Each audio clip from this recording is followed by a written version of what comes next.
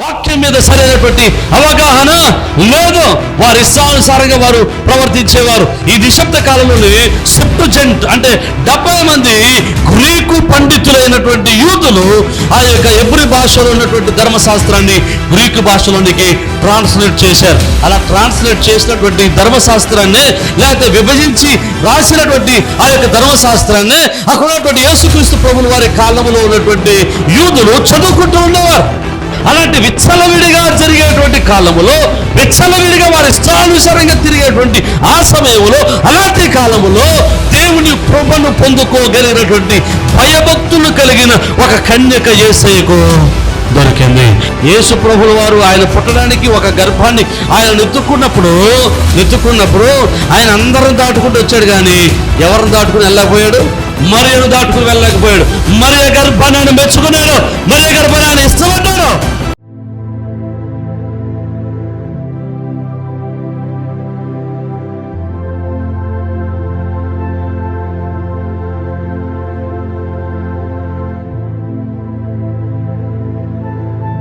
ప్రియమైన దేవుని బిడ్డలారా, జ్ఞాపకం చేసుకునే క్రిస్మస్ అనగానే చాలా మంది గుర్తొస్తారు.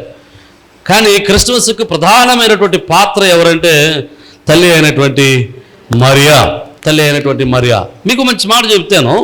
తల్లి అయినటువంటి మరియ యొక్క వయస్సు యేసుక్రీస్తు ప్రభుల వారు పుట్టే సమయానికి ఆమెకున్నటువంటి వయస్సు ఎంతో తెలుసా? ఇంచుమించు 14-15 సంవత్సరాలు. అంటే ఇంచుమించు 10వ తరగతి కానీ ఇంటర్మీడియట్ ఫస్ట్ ఇయర్ కానీ ఇప్పుడు చదువుతున్న పిల్లల వయసు ఉంటుంది. ఆ వయసులో ఉన్నటువంటి ఆమెకు గర్భవతి అయ్యింది. ఇంకో మాట కూడా మనకి జ్ఞాపకం చేస్తాను. నన్ను ఈ మాటతో సందేశాన్ని ప్రారంభించినామండి. యూదులలో ఒక వివాహ పద్ధతి ఉంటుంది. ఆ వివాహ పద్ధతి చెప్తే అంటే నా సందేశానికి నేను వేసే ప్రశ్నకు మీకు బాగా అర్థమవుతుంది. వివాహ పద్ధతి ఏంటంటే ఓ చోట నేను చదివాను.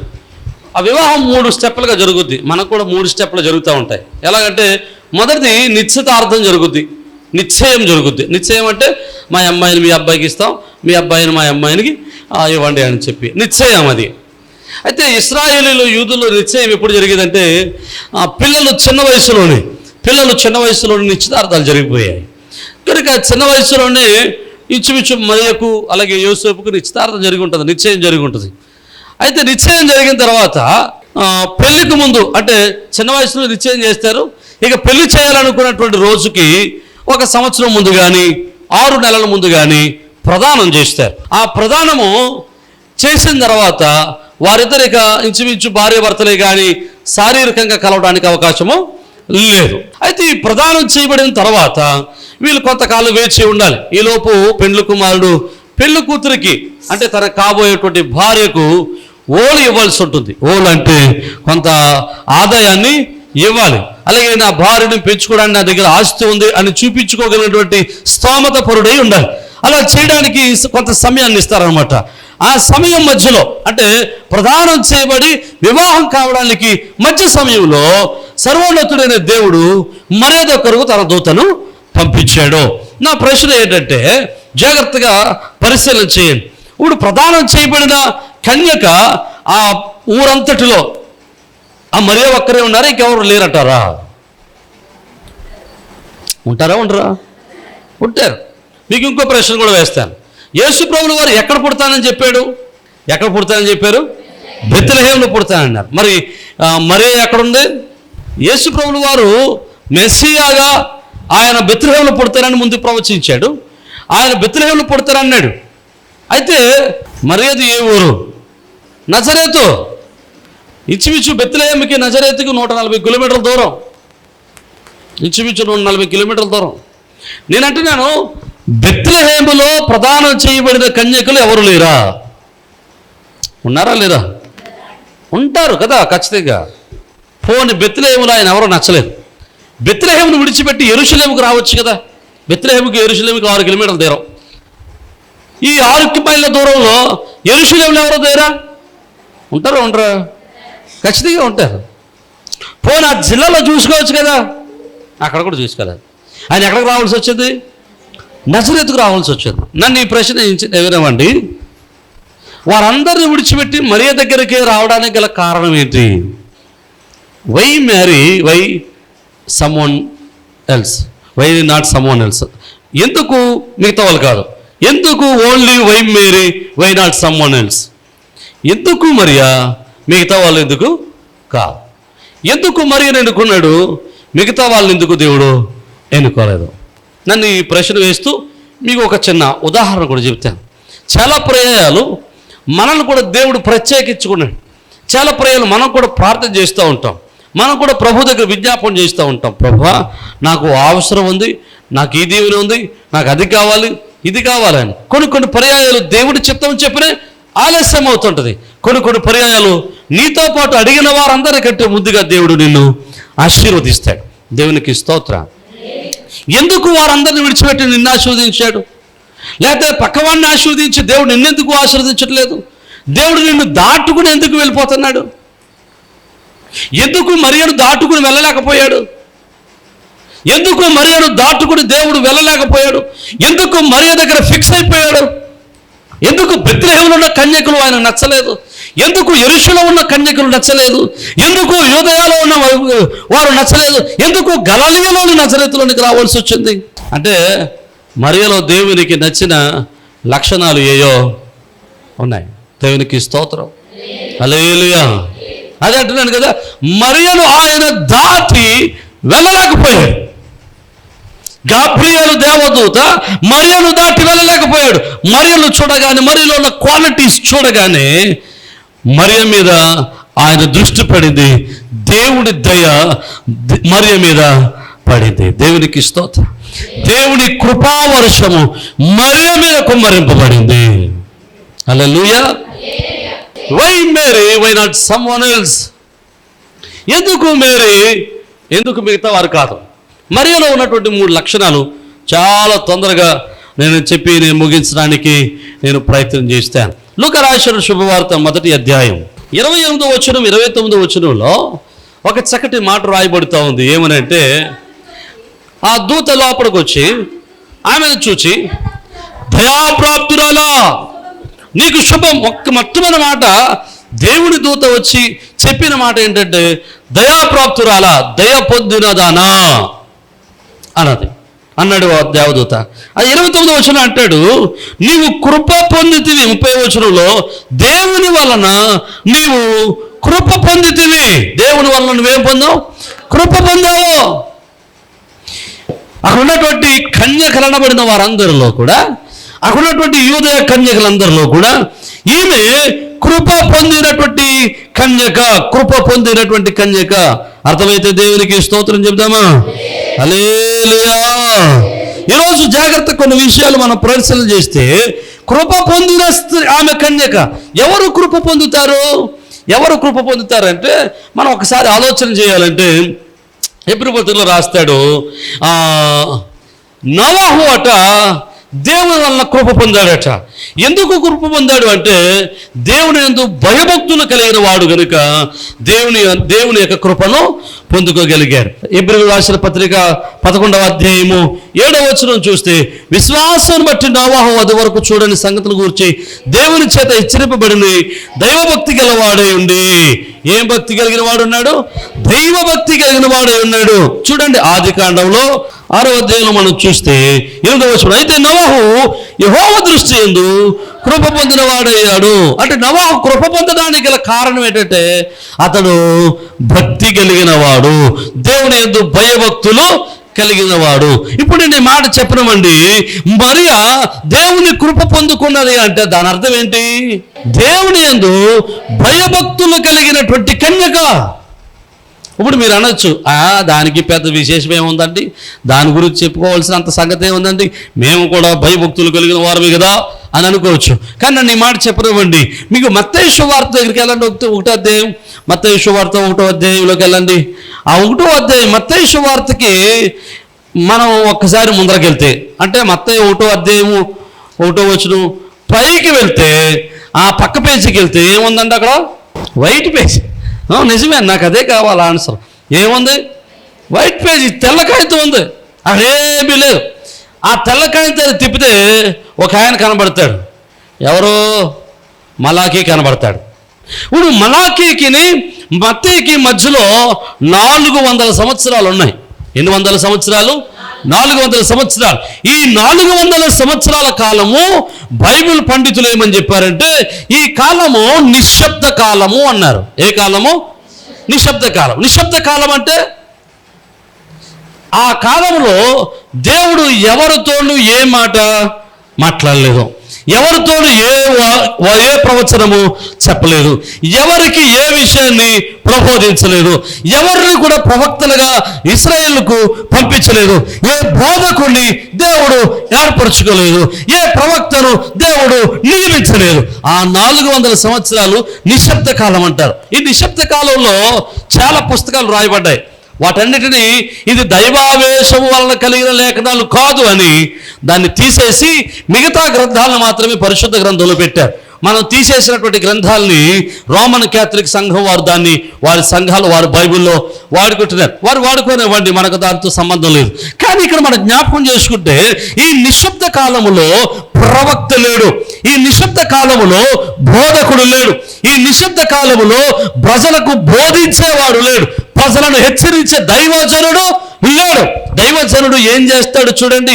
తిమోతికి రాసినటువంటి పత్రికలో అపోస్తలుడైన పౌలు తిమోతికి రాసినటువంటి 2వ పత్రిక 3వ అధ్యాయము 16వ వచనం అంటాడు, దైవజనుడు సన్నద్ధుడై ప్రతి సత్కార్యమునకు పూర్ణముగా సిద్ధపడి ఉన్నట్లు దైవావేశం వలన ప్రతి లేఖనము ఉపదేశించుటకును, ఖండించుటకును, తప్పుదిద్దుటకును, నీతి యందు శిక్ష చేయుటకును ప్రయోజనకరమై ఉన్నది. అంటే దైవజనుడు చేయాల్సిన పనులు ఇక్కడ ఉన్నాయి. ఏం చేస్తాడు దైవజనుడు? మొట్టమొదటిది ఉపదేశిస్తాడు. దేవుడు చెప్పిన మాటల్ని ప్రజలకు ఉపదేశిస్తాడు. ఉపదేశించిన తర్వాత ఖండిస్తాడు. ఎవరైనా తప్పు చేస్తే రైట్ నువ్వు చేసేది తప్ప అని ఖండిస్తాడు. తర్వాత ఏం చేస్తాడు? బుద్ధి చెప్తాడు. అబ్బాయి నువ్వు ఇలా చేయకూడదు, ఇలాంటి పని చేయాలి, ఇలా ఉండాలి, అలా ఉండాలని చెప్తాడు. తర్వాత ఏం చెప్తాడు? నీతి యందు శిక్ష చేస్తాడు. నీతి యందు శిక్ష అంటే శిక్ష పెడతాడు. అంటే ఒకవేళ విశ్వాసి కానీ ఒక దేవుని బిడ్డ కానీ ఏదైనా తప్పు చేస్తున్నాడు వాడిని ఏం చేస్తాడు? మెల్లగా శిక్ష వేసి వాడికి శిక్షణ పెట్టి ఆ శిక్షణ ద్వారా క్రమశిక్షణ నేర్పి వారిని దైవభక్తిలోనికి నడిపిస్తాడు. దేవునికి స్తోత్రం. అంటే మీరు జ్ఞాపకం చేసుకునండి, ఇక్కడ దైవభక్తికి వెళ్ళినటువంటి ఆ యొక్క రోజుల్లో లేకపోతే మనం జ్ఞాపకం ఆ నిశ్శబ్ద కాలంలో ఎవరు లేరు? దైవజనుడు లేడు. అంటే ఉపదేశించేవాడు లేడు, ఖండించేవాడు లేడు, బుద్ధి చెప్పేవాడు లేడు, నీతి యందు శిక్ష చేసేవాడు లేడు. ఇప్పుడు దేవుని బిడ్డరా, క్రమశిక్షణ అనేటువంటిది చాలా ప్రాముఖ్యం. క్రమశిక్షణ అనేటువంటిది శిక్ష ఎందుకు ఉంటుందంటే శిక్షణలో ఉంటుంది. శిక్షణ ఎందుకంటే వాడు క్రమశిక్షణగా ఉండడానికి. ఒకవేళ క్రమశిక్షణ లేదనుకోండి ప్రజలు ఎలా ఉంటారు చెప్పండి? ఇప్పుడు ఆ నిశ్శబ్ద కాలంలో బోధకుడు లేడు, బోధించేవాడు లేడు, ఖండించే ప్రవక్త లేడు, హెచ్చరించే నాయకుడు లేడు, ఏమంటే శిక్ష చేసే న్యాయాధిపతులు లేరు. ఇప్పుడు వాళ్ళందరూ ఎలా ఉంటారంటారు జనాలు? ఆ ప్రజలు ఎలా ఉంటారు? ఇష్టానుసారంగా ఉంటారు. ఇంకొక పదం అంటే పొద్దున్నే 2 చోట్ల కూడా ఈ పదం వాడారంటే మీ దగ్గర రాలేదా అని. విచ్చలవిడిగా నా ఇష్టం వచ్చినప్పుడు వస్తానంటే ప్రార్థనకే, నువ్వెవడో అడగటానికే, ప్రార్థన ఆమె అన్నప్పుడు వస్తారు, నువ్వు నోరు పోసుకుని ప్రార్థన చేసినట్టు పంపించు అంటాడు. ప్రార్థన జరిగినప్పుడు విచ్చలవిడిగా ఉండేవాడు ఎలా ఉంటాడు తెలుసా? అందరూ మోకాలు వేసుకుని ప్రార్థన చేసుకుంటాడు. వీడు వచ్చేసి ఇక్కడ కుర్చీ లేదు, కుర్చీ పట్టుకుని లాగేసి బర్రా లేక కొంచెం జరగలగా ఓ పక్క నుంచి ప్రార్థన చేసుకుంటూ ఉంటాడు పాపం. దేవునికి స్తోత్రం. ఏమంటే ఓ పక్క నుంచి ప్రార్థన జరుగుతూ ఉంటుంది, ఓ పక్క నుంచి ప్రార్థన చేసుకుంటూ ఉంటాడు. లేక జరగా నీ చిన్నప్పటి నుంచి ఇక్కడే కూర్చున్నాను లేక నువ్వా. ఇప్పుడు బయట నిలబెట్టారు కాబట్టి లోపల ఉన్నవాడు చాలా ప్రశాంతంగా మమ్మల్ని ఎవడో డిస్టర్బ్ చేయడు అని సుఖంగా ఆరాధన చేసుకుంటున్నారు. దేవునికి స్తోత్రం చెప్పండి. హల్లెలూయా. అక్కడ ఉన్నటువంటి ప్రజలు ఎలా ఉండేవారు?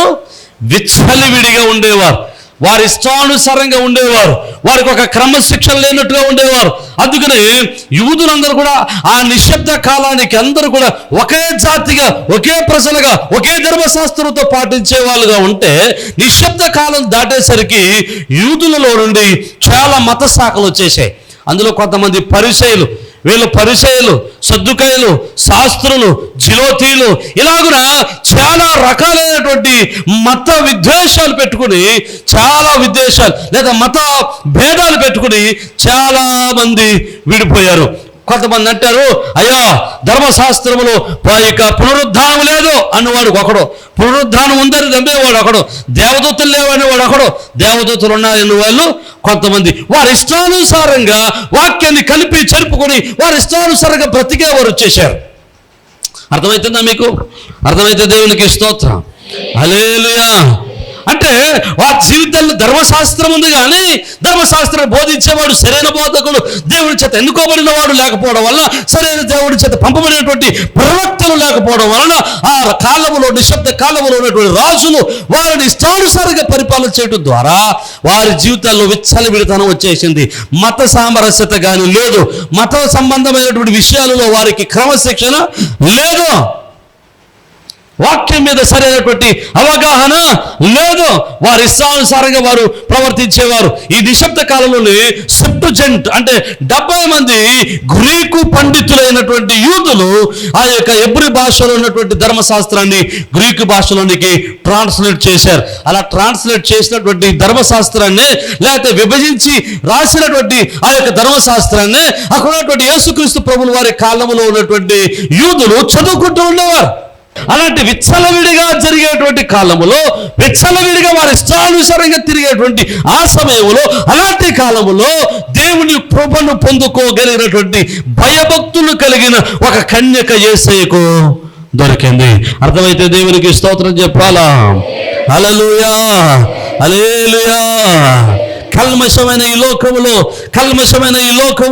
పాపభూయిష్టమైన ఈ దేశంలో, లేకపోతే పాపతో నింపబడిన ఈ సమాజంలో నిన్ను దేవుడు, నీవు యందు భయభక్తులు, దేవుడు యందు భయభక్తులు కలిగిన స్త్రీగా దేవుడు నిన్ను చూడగలగాల.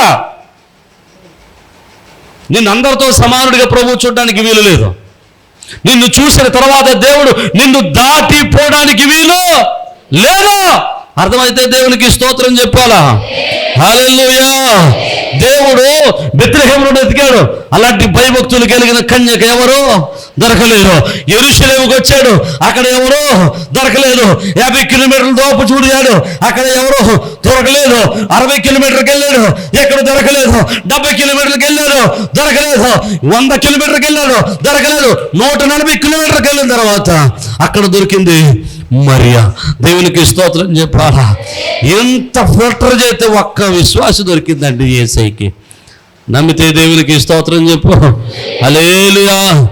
ఈ సంఘం అంతటిని ఫిల్టర్ చేస్తే, సార్వత్రిక సంఘం అంతటి ఫిల్టర్ చేస్తే నువ్వు యేసయ్యకి దొరుకుతావా? నీ భక్తి యేసయ్యకి నచ్చుతుందా? నిన్ను ఎందుకు దీవించాలి దేవుడు? మరియను ఎందుకు దీవించాడు దేవుడు? మిగతా వాళ్ళు ఎందుకు దీవించలేదు దేవుడు? మిగతా వాళ్ళు ఎందుకు ఎన్నుకోలేదు దేవుడు?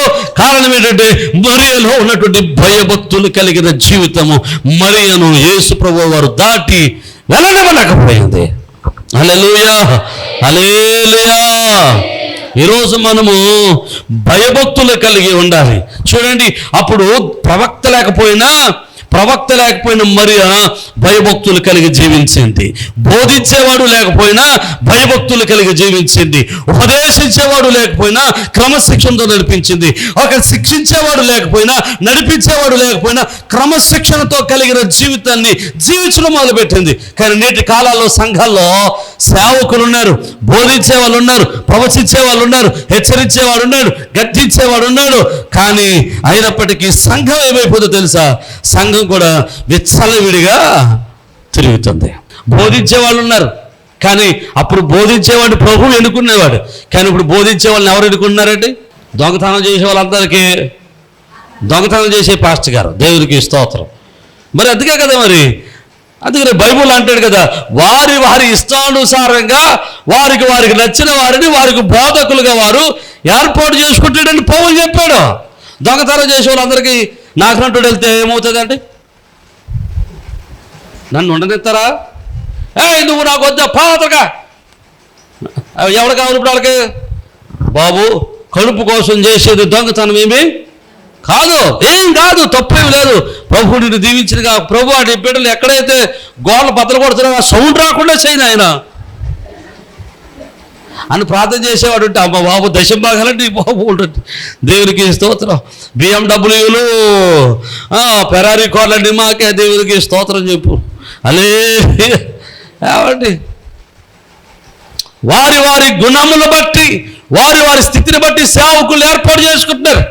కానీ దేవుని చేత ఏర్పాటు చేయబడిన దేవ సేవకుడు రోషము కలిగి బోధిస్తాడా?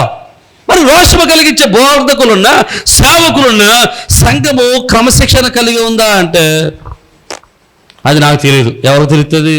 ఎవరికి వారే పరీక్షించుకుంటూ తెలుస్తుంది. నేను మరియ తల్లిలాగా ఉన్నానా, మరియతో పోల్చుకోగలిగినా, నా భయభక్తులతో కూడుకున్న జీవితం ఎంతవరకు ఉంది, దేవుడంటే ఎంతవరకు భయం నాకు. హలో, భయభక్తులు అంటే రెండు వేరు వేరు కాదు, రెండు వేరు వేరు. ఒకటి భయము, ఒకటి భక్తి. భయం అంటే ఏంటండి? భయం లేని కూడట ఎందుకెట్టిందంటారు? గుడ్డు ఎక్కడెట్టాలో అక్కడ ఎట్టకపోతే తన్నివాడు ఉన్నాడన్న భయం లేదు దీనికి. అది కావాలి ఎక్కడైనా పడుతుంది తల్లి గుడ్డు. భక్తి అంటే ఏంటండి? భగవంతుని మీద ఆసక్తి, భగవంతుని మీద ఆసక్తి, దేవుని మీద ఆసక్తి ఉండాలి. అర్థమైతే దేవునికి స్తోత్రం చెప్పాలి. హల్లెలూయా.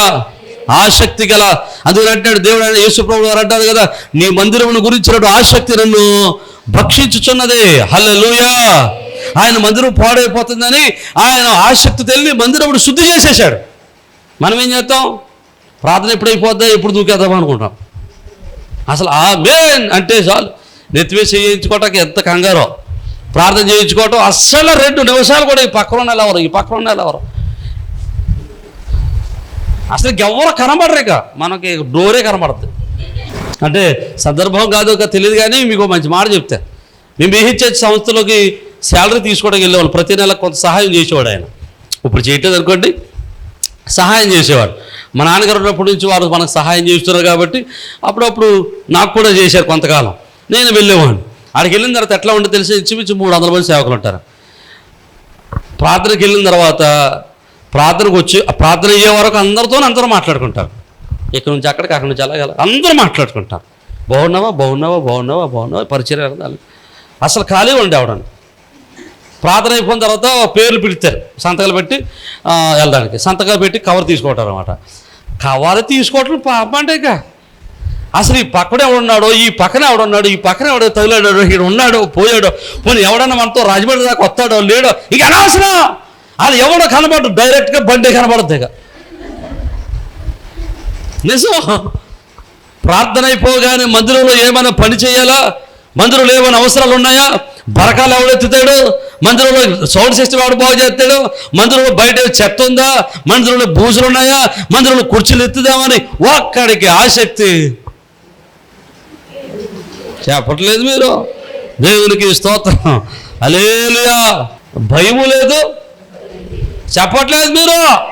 ఏమైనా హల్లెలూయా. నేను చెప్పకూడదని చెప్తలేదు నేను. మీరు మంచోళ్ళే నా దృష్టిలో, మీ గురించి మీరే చెప్పుకోవాలి. మీకు భయము చెప్పట్లేదు, చెప్పుకోరేటి. మీరు భయభక్తులు కలిగిన దేవుని బిడ్డలై ఉందురుగాక. హల్లెలూయా హల్లెలూయా. ఒకవేళ దేవుడు దీవించడానికి వస్తే, ఒకవేళ దేవుడు మిమ్మల్ని దీవించాలనుకుంటే, ఏదైనా బహుమానం పట్టుకొచ్చి తన యందు భయభక్తులు కలిగిన వారికి ఇవ్వాలని ఆశపడితే, మిమ్మల్ని ఆయన దాటి వెళ్ళకుందుడుగాక, ఆయన వెళ్ళకుండునుగాక, మిమ్మల్ని దాటకుండునుగాక. హల్లెలూయా హల్లెలూయా. మరియను దాటలేని యేసు మిమ్మల్ని దాటకుండునుగాక. రెండవ విషయాన్ని మనం జ్ఞాపకం చేసుకుందాం. లూకా శుభవార్తలోనే 1వ అధ్యాయంలో 46వ వచనాన్ని మనం చదువుకుందాం. అప్పుడు మరియ ఇట్లా, నేను నా ప్రాణము ప్రభువుని ఘనపరుచుచున్నది. నా ప్రాణము ప్రభువుని ఏం చేస్తుంది? ఘనపరుస్తుందట. ఘనపరచడం అంటే ఇట్స్ హానరింగ్ గాడ్. దేవుణ్ణి మహిమపరుస్తుంది, దేవుణ్ణి ఘనపరుస్తుంది. అంటే మరియకున్నటువంటి మరొక మంచి లక్షణం ఏంటంటే దేవుణ్ణి ఘనపరిచే లక్షణం, దేవుణ్ణి ఉన్నతంగా చేసే లక్షణం, దేవుణ్ణి మహిమపరిచే లక్షణం, దేవుణ్ణి ఆనందింపజేసే లక్షణం. అందుకని ప్రభువు యొక్క వాక్యంలో సమూయేలు గ్రంథంలో ఒక మాట ఉంటుంది చూడండి. సమూయేలు మొదటి గ్రంథంలో 2వ అధ్యాయము 30వ వచనంలో చివరి వచనం అంటాడు, కావున యెహోవా వాక్కు ఏదనగా నన్ను గణపరచు వారిని నేను గణపరుచుదును. దేవునికి స్తోత్రం. నన్ను గణపరిస్తే నేను మిమ్మల్ని గణపరుస్తాను, నన్ను హెచ్చిస్తే నేను మిమ్మల్ని హెచ్చిస్తాను, మీరు నా పని చేస్తే మీ పని చేస్తాను, మీరు నాతో ఉంటే నేను మీతో ఉంటాను. ఈరోజు నన్ను ఈ మాట చెప్పరామండి, మన జీవితాల్లో దేవుణ్ణి గణపరుస్తున్నామా? ఇశ్రాయేలు గురించి అయితే ప్రభు మాట్లాడతాడు మలాకీ గ్రంథంలో. ఏమనంటే మనము దేవుణ్ణి, ఇశ్రాయేలు ప్రజలకు దేవుణ్ణి ఏమని పిలిచి హక్కు ఇచ్చాడు తెలుసా? తండ్రి అని పిలిచి హక్కు ఇచ్చాడు. తండ్రి అని పిలిచి హక్కు ఇచ్చాడు. మనమందరం కూడా ఏమని పిలుస్తాం? దేవుణ్ణి తండ్రి అని పిలుస్తాం. మలాకీ గ్రంథంలో ఏమంటాడు తెలుసా? నేను మీకు తండ్రినైతే నాకు రావలసిన చెందవలసిన ఘనత ఎక్కడా? నాకు చెందాల్సిన ఘనత ఎక్కడా? అంటే చీకటి కాలం వచ్చేసరికి లేదా నిశ్శబ్ద కాలం వచ్చేసరికి ఇశ్రాయేలు యూదులు దేవుణ్ణి ఘనపరచడం మానేశారు, దేవుణ్ణి మహిమపరచడం మానేశారు, దేవుణ్ణి ఉన్నతంగా చేయడం మానేశారు, దేవుని గురించి ఆలోచించడం మానేశారు. మీకు మంచి ఉదాహరణ చెప్తారు. అంటే దేవుణ్ణి ఘనపరచడం అంటే ఎట్లా ఘనపరచాలి? 3 విషయాలు చెప్తారు. మొట్టమొదటిది, మనం దేవునికి సమయాన్ని ఇవ్వాలి. మీకు మంచి ఉదాహరణ చెప్తాను. నేను మీ ఇంటికి వచ్చాను. మీ ఇంటికి రాగానే మీ ఇంట్లో మీరు ఏదో పని చేసుకుంటున్నారు. అయ్యారు కూర్చోండి అనుకుని మీ కోట్లతో కూడా పర్రతో వేస్తున్నా. అప్పుడు నేనేమనుకుంటాను, ఈవిడ చెప్పలేకనే చెబుతుంది, నేను పని చేసుకుంటాను, నోరు పోసుకుని ఈ పని చక్క పెట్టుకుని వెళ్ళిపోవాలి. దాని అర్థం అదే కదండి. ఇప్పుడు నేను వచ్చి కూర్చున్న వెంటనే మీ పని మీరు చేసుకుంటూ ఉన్నారంటే దాని అర్థం ఏంటి? నాకు విలువ లేదు, అక్కడ నాకు సమయము లేదు. ఒకవేళ నేను అక్కడికి వచ్చేసరికి మీరు పని చేసుకుంటున్నప్పుడు ఆ పని మానేసి నా దగ్గర కూర్చున్నారనుకోండి, దాని అర్థం ఏంటి? అక్కడ నేను వచ్చినప్పుడు పని మానేసుకున్నారంటే నేను కంటే పని కంటే నాకు ఎక్కువ విలువ ఇచ్చినట్టు. అంటే ఇప్పుడు నాకు మీకు ఆ పని కంటే వచ్చిన నేనే ఎక్కువ, ఆ పని కంటే నాకే విలువ, ఆ పని కంటే నాకే ఘనత. అర్థమైతే దేవునికి స్తోత్రం. హల్లెలూయా. అంటే ఇప్పుడు దేవుని సన్నిధిలో ఉండాల్సిన సమయంలో, దేవుని సన్నిధిలో ప్రార్థించాల్సిన సమయంలో, దేవుని సన్నిధిలో ఆరాధించాల్సిన సమయంలో నువ్వు వేరొక పనిలో ఉన్నావంటే నువ్వు దేనికి ప్రాధాన్యత ఇచ్చినట్టు, దేన్ని ఘనపరిచినట్లు? జాగ్రత్తగా వినండి. మనము దేవుని సమయంలో దేవునికి ఇవ్వాల్సిన సమయాన్ని దేవునికి ఇవ్వాలా, ఆరాధన సమయాన్ని ఆరాధనకి ఇవ్వాలా, ప్రార్థన సమయాన్ని ప్రార్థనకి ఇవ్వాలి. దేవుణ్ణి ఘనపరచడం అంటే నీ పనులని ప్రక్కనెట్టుకుని, నీ స్థితిగతులను ప్రక్కనెట్టుకుని దేవుని సమయానికి నువ్వు దేవుని మందిరంలో నిలిచి ఉండాలి. అది దేవుణ్ణి ఘనపరచడం. అర్థమైతే దేవునికి స్తోత్రం చెప్పా.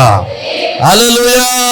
నీకు మంచి మాట చెప్పరా, ఈ రోజు పని ఉంది నీకు, ఈ రోజు ఉద్యోగం ఉంది నీకు, ఈ రోజు ఏదో ఇంపార్టెంట్ పని ఉంది నీకు, ఆరాధన మానేసావు, వెళ్ళిపోయావు, పని దగ్గర కూర్చున్నావు, పనిగా అప్పుడు పడుకున్నావు. అక్కడ ఎక్కడ?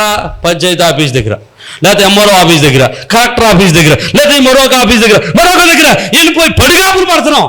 పొద్దున్న 7 గంటలకు వెళ్ళిపోయావు, 10 గంటల దాకా కూడా పని అవ్వలేదు. 11 గంటలకు ఎవడో వచ్చాడు, అమ్మ నువ్వు ఏ చర్చికి వెళ్తావు అని అడిగాడు.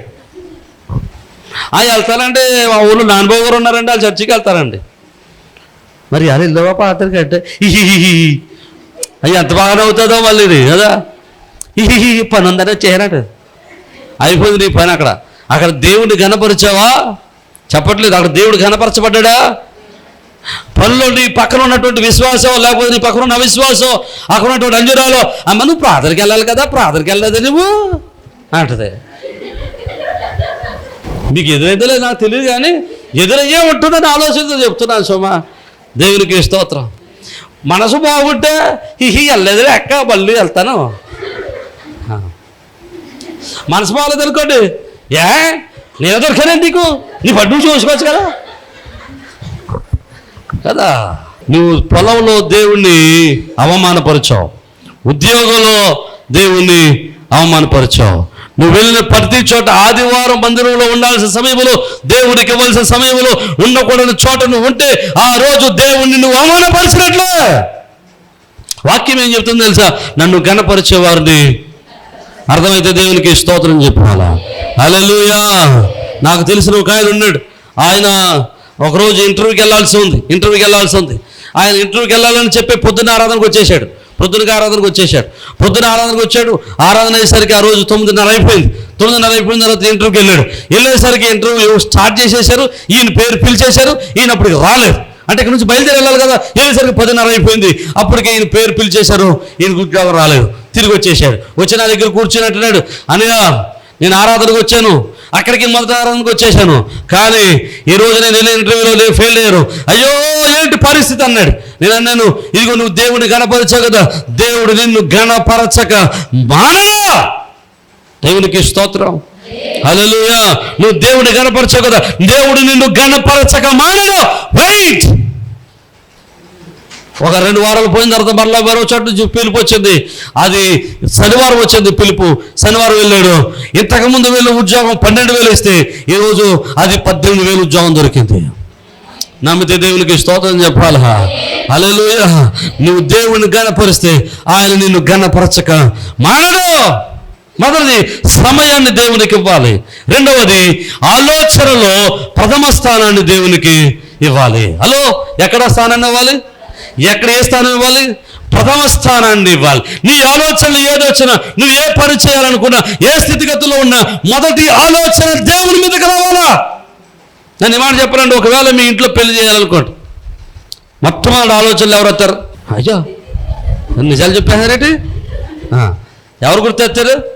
పంతులు గారు గుర్తెత్తారు. పంతులు గారు పరిగెత్తుకుని పంతులు గారి దగ్గరికి వెళ్తాం. ఇప్పుడు నేను అంటున్నాను, నీకు ఫస్ట్ గుండగా పంతులు గారు గుర్తొచ్చాడంటే నువ్వు ప్రాధాన్యత ఎవరికి ఇచ్చినట్టు లెక్క? పంతులకి ఇచ్చావు. ఎవరికి ఇవ్వలేదు? దేవుడికి ఇవ్వలేదు. పంతులు గారు చెప్తారు కదండి, ఆయన లెక్కలు కడతారు కదా. అప్పుడు అడుగుతాడు, మీరు క్రైస్తవ ముహూర్తమా? ఇది పెద్ద దరిద్రం అయిపోయింది మాకు, అంత మాటలు చెప్పుకోవడం కూడా నచ్చట్లేదు నాకు. దేవునికి స్తోత్రం. కాబట్టి మనం తోలు ఉంటుంది కదా, ఈ తోలు తీసేసి పక్కన పెట్టుకొని వెళ్తాం కదా. ఈ క్రైస్తవులు అని మేము క్రైస్తవ ముహూర్తం పెట్టాడు. కానీ నీ హృదయంలోనికి ఒక ఆలోచన వచ్చినట్టు, ఒక కార్యక్రమం చేయాలని వచ్చిన ఆలోచన వచ్చినట్టు నువ్వు ఎక్కడ రావాలో తెలుసా? పరుగున దేవుని మందిరానికి వచ్చి దేవుని మందిరంలో పడి ప్రార్థన చేసి దైవ సేవకుని చేతులు పెట్టి, అయ్యా ఈ కార్యం చేయాలనుకుంటున్నాం, ప్రార్థన చేయండి. దేవుడు ఏ ఆలోచన ఇస్తే ఆ ఆలోచన చెప్పిన మేము నడుచుకుంటాం. దేవునికి స్తోత్రం. దేవుడి సన్నిధిలో సేవకుడు ప్రార్థన చేసి, అయ్యా పలానా రోజున పెళ్ళి పెట్టుకోండి అని చెప్తే, అది అమావాస్య వచ్చినా సరే పెళ్లి చేయాల్సిందే. మనం చేస్తామా? చెప్పరేడు. అవసరమైతే పాస్టర్ని మార్చేస్తాం, కానీ అవసరం పెళ్లి చేయాలి. అప్పుడు అవసరమైనండి సార్లు అడ్లేస్తాం. అయ్యగారు అమ్మాయికి బాగోదట్టండి ఆ రోజుల్లో, అమ్మాయికి ఆరోగ్యం బాగోదట్టండి ఆ రోజుల్లో. అయ్యగారు ఆ రోజు అంటండి ఆ పక్కింటి ఆవిడకో చచ్చిపోడు అంటండి, ఆ కారు కరగమంటండి. బోళ్ళని అడ్డం వస్తా కదా, 2 రోజులు ముందర కట్టండి, అది దాటించేయాలి. ఏది? మీకు మంచి మాట చెప్తాను. మనమంటే అమావాస్య అంటున్నాం, కానీ ఇంగ్లీష్ వాళ్ళు దాన్ని ఏమంటారు తెలుసా? ఫస్ట్ మూన్ అంటారు. ఏమంటారు? ఫస్ట్ మూన్ అంటే ఏంటో తెలుసా? పౌర్ణమి వైపు, అంటే వెలుగు వైపు వెళ్ళేటువంటి చంద్రుడు మొదటి అడుగు వేశాడని అర్థం. వెలుగు వైపు వెళ్ళడానికి మొదటి అడుగు వేశాడు అంటే మొదటి అడుగు దేని వైపు సాగింది? చెప్పట్లేదా? వెలుగు వైపు. పౌర్ణమి అంటే చీకటి వైపు మొదటి అడుగు. హలో, అర్థమైందా మీకు? అమావాస్య అంటే వెలుగు వైపు మొదటి అడుగు, పౌర్ణమి అంటే చీకటి వైపు మొదటి అడుగు. నువ్వు పౌర్ణమి వైపు, పౌర్ణమి రోజు మంచి రోజు వరకు పౌర్ణమి రోజు కార్యక్రమం మొదలెడితే దేని వైపు నీ అడుగులు? చెప్పట్లేదు. దేవునికి స్తోత్రం. అందుకనే మనం అమావాస్యని చెడ్డది అనుకుంటున్నాం కాబట్టి మన బతుకులని చీకటి కింద ఎడుతున్నాయి. పౌర్ణమి మంచిది అనుకుంటున్నాం కాబట్టి మా బతుకులు వెలుగే లేకుండా పోయింది. అర్థమైతే దేవునికి ఒకసారి దేవునికి స్తోత్రం చెప్పు. హల్లెలూయా. పైన మా ఇల్లు ఓపెనింగ్ నేను మరి అమావాస్య రోజు పెట్టాను. గొడ్డు అమావాస్య అంటారు కదండి, గొడ్డు అమావాస్య అంటే మళ్ళీ అది ఏంటో మరి గొడ్డు అమావాస్య రోజు పెట్టావేంటి నువ్వు అన్నాడు ఒక ఆయన. దేవునికి స్తోత్రం. మరి ముహూర్తం అప్పుడు వచ్చింది అన్నాను, నేను ఏం చెప్పలేక. ఇంకో మాట చెప్తాను కదా, అసలు మీకు ఇంకో విషయం చెప్పనా? పాస్టర్ గారు ఎట్టాడంటే ఒప్పుకోడు, ఇంకోవాడు ఎట్టాడంటే ఒప్పుకోడు. పంతులు గారు అమావాస్యలో ఎట్టాడంటే పెట్టు అడగండి. పంతులు గారు ఎట్టాడు అయితే చేసేయండి అంటాడు. పాస్టర్ గారు ఎట్టాడు చేయడు, చేస్తాడా? చేయడు. దేవునికి స్తోత్రం. ఈసారి పొద్దులందరూ ముస్లిం ఎట్టి నేను చెప్తాను, మీరు అమావాస్య క్రైస్తవ ముహూర్తాలని ఎవడొస్తే అక్కడికి అమావాస్యలో ఎట్టేనని చెప్పాలి. చేసేద్దరు ఇలా 10 గారు చెప్తే చేస్తారు, పాస్టర్ గారు చెప్తే చేయరు కదా. అర్థమైతే ఒకసారి దేవునికి స్తోత్రం చెప్పాలా? హల్లెలూయా. నీ ఆలోచనలోనికి ఏ కార్యక్రమం చేయాల్సి వచ్చినా, ఏ పని చేయాల్సి వచ్చినా మొదటి ఆలోచన ప్రభు మీదకి వెళ్ళాలా. అది దేవుని ఘనపరచడం. మూడవది, దేవుని ఘనపరచడం అంటే ఎట్లా? నువ్వు ఇచ్చిన ఆదాయంలో నుంచి ప్రథమ ఫలాన్ని దేవుని సన్నిధిలో అప్పగించాలి. నీకు డబ్బులు చేతిలోకి వచ్చిన వెంటనే రావాల్సిన మొదటి ఆలోచన ఏంటంటే, ప్రభు ఈ ఆస్తి ఆదాయము నువ్వు ఇచ్చింది, దీంట్లో కొంత భాగం నీది. కొంత అంటే ఎంత? 10వ వంతు దేవా నీది అని చెప్పి 10వ వంతు ప్రక్కనెట్టి అప్పుడు మిగతా డబ్బులు పోగొట్టుకుని ఖర్చు పెట్టుకోవాలి. అర్థమైతే దేవునికి స్తోత్రం చెప్పండి. హల్లెలూయా. మనం 10వ వంతుకు దిక్కులేదు కానీ మూడు దశభాగాలు తీయాలి. తెలుసా మీకు? ఒకటి సేవకునికి ఇవ్వాలి, రెండవది మందిరానికి ఇవ్వాలి, మూడవది బేదలకు ఇవ్వాలి. ఈ 3 తీయాలి. ఒకటి దానికి దిక్కులేదు, ఇంక 3 ఎక్కడ తాయి నమ్మకం అదే. 3 దశభాగాలు తీసి ప్రకటించిన తర్వాత అప్పుడు మరలా ఉన్న దాంట్లో 20% తీసి ఆ 20% పొదుపు చేయాలి. హలో, ఏం చేయాలి? పొదుపు చేయాలి. మనం ఎక్కడ చేస్తాం పొదుపు? డోకరాలు చేస్తారా పొదుపులు? దేవునికి స్తోత్రం. మన మగవాళ్ళు పొదుపు చేస్తారు ఎక్కడ? మీ గురించి చెప్పట్లేదు నేను, మా మగవాళ్ళ గురించి చెప్తాను. మా మగవాళ్ళందరూ పొదుపు ఎక్కడ చేస్తారంటే ప్రభుత్వ. ఆమేన్, హల్లెలూయా. దేవునికి స్తోత్రం. అక్కడ పొదుపు చేస్తుంటారు. ఎట్టుకెళ్ళి 50 రూపాయలు పొదుపుకి దశభాగాలు ఎన్నింటికి పోతే మిగతా 50 రూపాయలే ఖర్చు పెట్టుకోవాలి. ఆ 50 రూపాయలే నీకు ఆదాయం లెక్క. ఆ 50 రూపాయలు ఖర్చు పెట్టుకుని మిళితంగా జీవితాన్ని సాగించాలి. ఆ 50 రూపాయల దశభాగాలు పొదుపుకి మిగతా వాటికి తీసిన తర్వాత అప్పుడు మిగతా డబ్బులు ఖర్చు పెట్టుకోవాలి. మనం ఏం చేస్తాం? అన్నిటికి తీసేయాలి. ఎవరికి? పాలోడికి. పాలోడు ముద్దు కాదు, ముందు ఎవడం? కేబులోడు. అది ముందు కేబులోడు. లేకపోతే రక్షణ మార్గం రాదని కాదు. ఏ రాదని? ఆ మొగల రేకులను. నేను ఎప్పుడు మొగల రేకులు అంటున్నాను, కొత్త చీరలు చెప్పట్లా. బ్రహ్మముడా ఓ రాయను రేకులు దీపాలు ముళ్ళు వచ్చాయి ఇప్పుడు. దేవునికి రేకులు రాలో, దేహం మారదో, 3 వరదో అయిపోయింది. దేవునికి స్తోత్రం. హల్లెలూయా. ఏమంటే సీరియల్ పోతాయని మొదట డబ్బులు ఎట్టుకెళ్ళి ఎవడు కట్టేస్తాం? కేవలోడి. తర్వాత పాలోడికి, పెరుగుడికి, తర్వాత ఎండి చేపలోడికి. అది అడుగు చేరిపోతుంటాడు కదా. దేవునికి స్తోత్రం. చేపల ఆవిడికి. తర్వాత మిగతా అన్నీ మిగిలిపోయిన తర్వాత, అన్నీ అయిపోయిన తర్వాత మిగిలిపోయిన ఏమైనా మిగిలితే ప్రభా మిగిలినంతా నీకే ప్రభా, అంతే. ఎంత మిగిలినా నీకే ప్రభా అని 2 రూపాయలు 3 రూపాయలు అట్టుకొచ్చి ఆ కానుకలు టంగనే శబ్దం వచ్చే కానుకలు వేయడం వల్లే మన బ్రతుకులు అన్నీ శబ్దం కింద ఎడుతున్నాయి. ఊరు నిండా శబ్దమే మన సంగీతం. దేవునికి స్తోత్రం. ప్రియమైన దేవుని బిడ్డలారా, ఈ మాట చెప్పి నేను ముగించడానికి ప్రయత్నం చేస్తాను. మన ఆదాయంలో నుంచి ప్రథమ భాగాన్ని దేవునికి ఇచ్చి ప్రభుని ఘనపరచాలి. ఇక అంటున్నాడు, మరియను ఎందుకు దేవుడు దాటి వెళ్ళలేకపోయాడు తెలుసా? మొదటిది, ఆమె దైవజనుడు లేకపోయినా, ప్రవక్తలు లేకపోయినా, బోధించే వాళ్ళు లేకపోయినా ఆమె ఏం కలిగి ఉంది? భయభక్తులు కలిగి ఉంది. రెండవది, ఆమె దేవుణ్ణి ఘనపరిచినటువంటి కన్యక. అర్థమైన వాళ్ళు దేవునికి స్తోత్రం చెప్పండి. హల్లెలూయా. ఇక మూడో విషయం, మత్తయి సువార్త 1:18 అంటాడు, ఇదిగో ప్రధానము యేసోపునకు, ఆయన తల్లి అయిన మరియ యేసోపునకు ప్రదానం చేయబడిన తర్వాత వారేకము కాకమునుపు ఆమె పరిశుద్ధాత్మ వలన గర్భవతిగా ఉండెను. వారు ఏకము కాకమునుపు, she was kept pure, still he gave birth to Jesus.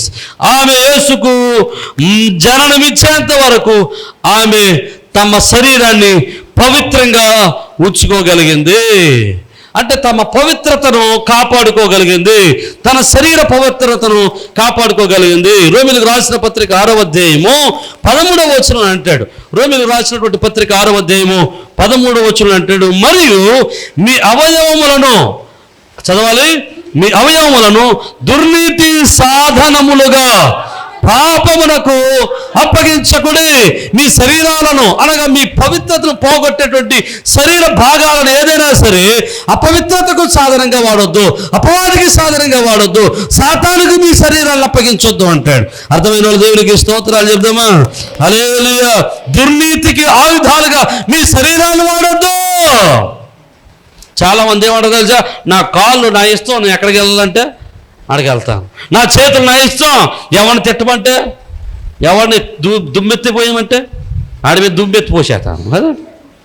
నా నోరు నా ఇష్టం, ఏమైందో మాట్లాడతారు. నా ఇష్టం వచ్చినాడు, శాపం వచ్చినని మాట్లాడతాను, దీవెన వచ్చినని మాట్లాడతాను, బూతులు మాట్లాడతాను, ఏదైనా మాట్లాడతాను. ప్రభు యొక్క వాక్యం అంటాడు, నీ నోట్లోంచి బూతులైనను సరస్వతులైనను రావడానికి వీలు లేదు. నీ కాలు ఎక్కడ పడితే అక్కడ పరిగెట్టడానికి వీలు లేదు. నీ చేతులు ఏది పడితే పని చేయడానికి వీలు లేదు. పరిశుద్ధ గ్రంథంలో అపోస్తలుడు పౌలు అంటాడు కదా, నీ దేహమే దేవుని యొక్క ఆలయం. నీ దేహమే దేవుని యొక్క ఆలయం. నీ దేహంతో ఏ పని పడితే పని చేయడం లేదు. నీ దేహంతో దేవుణ్ణి మహిమపరచాలి. అర్థమైన వాళ్ళు దేవునికి స్తోత్రం చెప్దామా? హల్లెలూయా. నీ నోరు, నీ అవయవము దేవుని పనికి వాడబడాలి, దుర్నీతికి సాధనంగా వాడబడకూడదు. దుర్నీతికి సాధనంగా, దుర్నీతికి ఆయుధంగా, అపవాదికి సాధనంగా నీ నోరు ఉండకూడదు. దుర్నీతికి సాధనంగా నీ కళ్ళు ఉండకూడదు. దుర్నీతికి సాధనంగా నీ కాళ్ళు, నీ శరీర భాగాలు ఉండడానికి వీల్లేదు. నీ శరీర భాగాల్లో ప్రతి శరీర భాగాన్ని పవిత్రంగా కాపాడుకోవాలి. నీ శరీరాన్ని పవిత్రంగా ఉంచుకోవాలి. అర్థమైతే దేవునికి స్తోత్రం చెప్పాలి. హల్లెలూయా. అపవిత్రత అంటిన చోట పరిశుద్ధత నిలిచి ఉండటం అసాధ్యము. అర్థమైతే దేవునికి స్తోత్రం చెప్పు. హల్లెలూయా. యేసు ప్రభుల వారు ఆయన పుట్టడానికి ఒక గర్భాన్ని ఆయన నెత్తుకున్నప్పుడు ఆయన అందరం దాటుకుంటూ వచ్చాడు, కానీ ఎవరిని దాటుకుని వెళ్ళకపోయాడు? మరియను దాటుకుని వెళ్ళలేకపోయాడు. మరియ గర్భాన్ని ఆయన మెచ్చుకున్నాడు, మరియ గర్భాన్ని ఆయన ఇష్టపడ్డాడు. మరియ తల్లి యొక్క లక్షణాలు ఆమెను దాటి వెళ్ళనివ్వలేదు. అందులో మొదటిది ఏంటది? భయభక్తులు కలిగిన కన్యక. రెండవది దేవుణ్ణి గణపరిచే కన్యక. మూడవది పవిత్రతను కాపాడుకున్న కన్యక. ఈరోజు దేవుడు మనల్ని దాటి వెళ్ళిపోతున్నాడా? మనతో ఉంటున్నాడా? ఆయన మనల్ని ఆశీర్వదించడానికి వచ్చినప్పుడు మనతో ఉండగలిగి మనల్ని ఆశీర్వదించి వెళ్తున్నాడా? మనల్ని దాటి వెళ్ళిపోతున్నాడా? ఎలా ఉంది నీ భక్తి జీవితం? ఎలా ఉంది నీవు దేవుని గణపరిచే జీవితం? ఎలా ఉంది నీ పవిత్రత కాపాడుకున్న జీవితం? ఈరోజు మనం పరిశీలన చేద్దాం. దేవుడు నన్ను ఆశీర్వదించట్లేదు ప్రభువా, ఎందుకు నన్ను దీవించట్లేదు అడిగే ముందు ఈ 3 ప్రశ్నలు వేసుకుందాం. ఈ 3 ప్రశ్నలకు సమాధానం అవును అనుకుంటే ఖచ్చితంగా దేవుడు నిన్ను ఆశీర్వదించక మానడు. హల్లెలూయా, హల్లెలూయా. ఈరోజు ఈ 3 స్థితులను దేవుడి సన్నిధిలో దేవుడి సన్నిధిలో ఈ 3టిలో నీ జీవితాన్ని కాపాడుకోగలిగితే ఆయన నిన్ను ఆశీర్వదించునుగాక, తన కృపతో నింపునుగాక, ఆయన నిన్ను దాటి వెళ్ళకుండునుగాక, ఆయన తన మహిమతో నింపునుగాక, నీకున్న ప్రతి అపవిత్రతను తొలగించి ఆయన తన కృపతో నింపునుగాక. ఇప్పుడు వరకు ఒకవేళ నువ్వు ఇప్పటి వరకు ఈ 3 ఎక్కడ ఫెయిల్ అయ్యావేమో, ఇప్పటికైనా నీ మనస్సును మార్చుకుని, నీ జీవితాన్ని మార్చుకుని, నీ ఆలోచన మార్చుకుని, నీ జీవితాన్ని ప్రభువుకు అప్పగిస్తే, నీ బ్రతుకును ప్రభువుకు అప్పగిస్తే ఈరోజు ప్రభు నిన్ను దీవించడానికి సిద్ధంగా ఉన్నాడు, నిన్ను ఆశీర్వదించడానికి సిద్ధంగా ఉన్నాడు, నిన్ను లేవనెత్తడానికి సిద్ధంగా ఉన్నాడు. అటువంటి కృప సన్నిధి ప్రభు మన జీవితాలను అనుగ్రహించి తనర్పించునుగాక. తల వంచండి, ప్రార్థన చేద్దాం. ఒక్క నిమిషం తల వంచాలి, ప్రార్థన చేద్దాం. అయ్యా నన్ను ఎందుకు దీవించడం లేదు, అయ్యా నన్ను ఎందుకు ఆశీర్వదించడం లేదు అని అడిగే ముందు, ప్రభువా నీవు నాతో నిలిచి ఉండడానికి, అయ్యా మరియ తల్లి కలిగి ఉన్న లక్షణాలు భయభక్తులు కలిగి నేను జీవించగలుగుతున్నానా? అయ్యా అయ్యో నిన్ను గణపరిచే జీవితం నాలో ఉందా? అయ్యా అయ్యా అయ్యో నాయనా నేను నా పవిత్రతని కాపాడుకోగలుగుతున్నానని మనం ఒకసారి పరిశీలన చేసుకుందాం. ఇక నీ ఆశీర్వాదం ఆగిపోవడానికి నీలో ఉన్న భయభక్తులు లేని జీవితమేమో, నువ్వు ఇక ఆశీర్వదించబడకపోవడానికి నీవు దేవుని కనపరచలేకపోతున్నావేమో, నువ్వు ఇక దేవుని చేత ఆశీర్వదించబడలేకపోవడానికి కారణం నీలో పవిత్రత దాచుకోలేకపోతున్నావేమో. ఈరోజు ఒక్క నిమిషం మన హృదయాలు పరిశీలన చేద్దాం. నీవు సేవకుడు, నీ బోధకుడు బోధించే మాటలు, నీ సేవకుడు వినిపించే మాటలు, సేవకుడు ఇచ్చేటువంటి బోధలు, సేవకుడు వినిపించేటువంటి ఆ యొక్క దైవావేశము కలిగిన ధర్మశాస్త్ర ఉపదేశాలు నువ్వు వినగలుగుతున్నావా? నేర్చుకోగలుగుతున్నావా? వాటిని అనుసరించి జీవించగలుగుతున్నావా?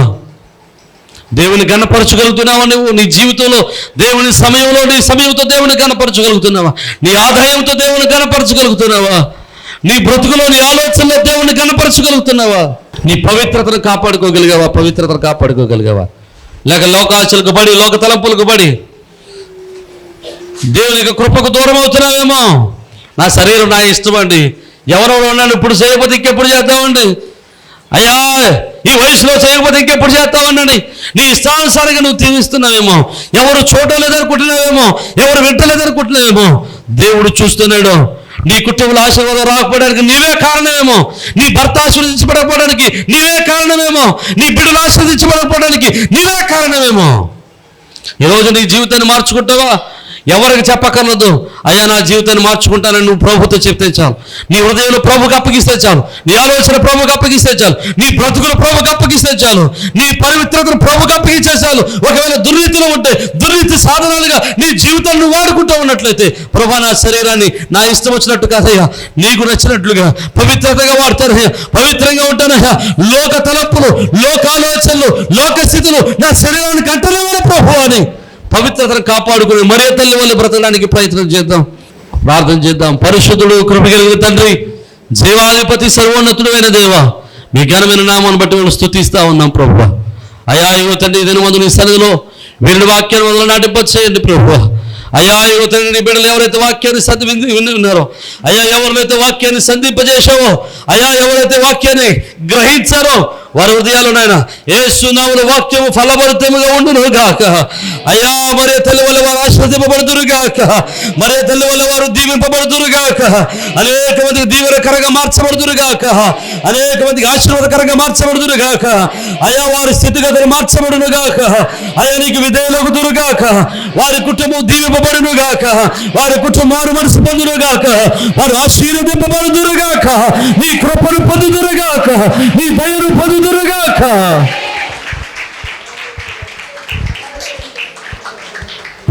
తండ్రి, దినవందు నీ పాద సన్నిధిలో నాయన నేను ఆరాధిస్తున్న గణపరుస్తా ఉన్నావు. వాక్యం విన్న ప్రతి కుటుంబాన్ని చేతులకు అప్పగిస్తున్నావు. ఏ కుటుంబంలో అయితే వాక్యం వినిపిస్తున్న కుటుంబంలో నాయనా నీ రక్షణ కార్యం యేసు నామములో జరుగునుగాక. అయా వాక్యం విన్న ప్రతి కుటుంబంలో మారు మనస్సును కలుగునుగాక. అయా మీరు మహిమ పొందమని, ఆయా వీరుడు వాక్యం అందరూ ఉదయాలు ఫలింపచేయమని యేసు నామమున బట్టి స్తుతించున్నాం మా పరమ తండ్రి. ఆమేన్, ఆమేన్. ప్రభునందు ప్రియ సజీవ స్వరం అనేటువంటి యొక్క వర్తమానాన్ని వింటున్నటువంటి మీ అందరికీ ప్రభునామమును బట్టి శుభాలు. మీ గృహాలలో మీతో కలిసి ఈ విధంగా ప్రభువును ఆరాధించడానికి ప్రభు ఇచ్చిన సమయాన్ని బట్టి ప్రభువుని స్తుతిస్తా ఉన్నాను. ప్రతిదినం మీరు వీక్షిస్తున్న ఈ వర్తమానాలను బట్టి మీరు ఆశీర్వదింపబడుతున్నారని మేమెంతగానో ప్రభునందు ఆనందిస్తూ ప్రభువును స్తుతిస్తూ ఉన్నాం. మీరు ఇస్తున్నటువంటి ప్రతి మెసేజ్, లేకపోతే మీరు ఇస్తున్నటువంటి ఈ యొక్క ప్రోత్సాహం దేవుని పనులు మమ్మల్ని ఎంతగానో బలవంతులు చేస్తూ ఉంది. కనుక మీరు ఈ వర్తమానాల చేత ఆశీర్వదింపబడుతున్నట్లయితే ఇంకా అనేక మందికి ఈ వర్తమానాల్ని పరిచయం చేయండి. అలాగే ఈ వర్తమానాల చేత మీరు ఆశీర్వదింపబడుతున్నట్లయితే తప్పనిసరిగా ఈ యొక్క పరిచర్యలో మీ వంతు సహకారాన్ని, భాగస్వామ్యాన్ని పంచుకోవాలని ప్రభు పేరట మిమ్మల్ని ప్రేమతో ఆహ్వానిస్తూ ఉన్నాం. చాలామంది అడుగుతూ ఉన్నారు, అయ్యా మేము ఈ పరిచర్యలు ఎలా పాలుభాగస్తులం కావాలి అని. చాలా సంతోషం. దేవుడు మీకు ఇచ్చిన భారాన్ని బట్టి ప్రభునందు ఆనందిస్తూ ఉన్నాను. తప్పనిసరిగా మీరు కూడా మాతో కలిసి ఈ యొక్క సత్య సువార్తను, ఈ యొక్క ఆత్మీయమైన వర్తమానాలను అనేక మందికి అందించటంలో మీ వంతు కూడా ఖచ్చితంగా సహకారాన్ని అందించవచ్చు. కనుక ఈ స్క్రీన్ మీద కనబడుతున్న నెంబర్లకి ఖచ్చితంగా ఫోన్ చేయండి. తగినటువంటి ఆలోచనలు, సలహాలు, ఎలాగో మీరు ఈ పరిచర్యలో భాగస్తులు కాగలరో మేము మీకు తెలియపరుస్తాం.